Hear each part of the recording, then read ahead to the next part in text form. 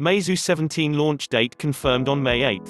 The Meizu 17 launch is becoming quite the saga, but at least there's now an end in sight.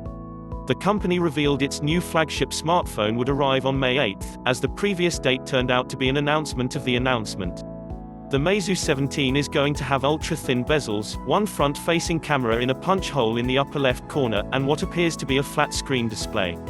Meizu was one of the first companies to reveal its flagship will have the Snapdragon 865. The announcement arrived back in December when Qualcomm announced the chipset. Aside from that, we expect to see some fast charging, 4 cameras on the back, lined up horizontally, and likely a 90Hz OLED panel. The rather small punch-hole camera design in the upper right corner seems pretty impressive.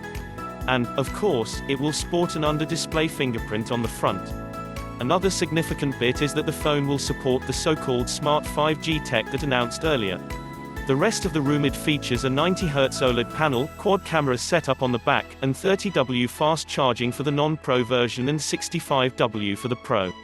Thanks for watching. Please subscribe for more upcoming videos.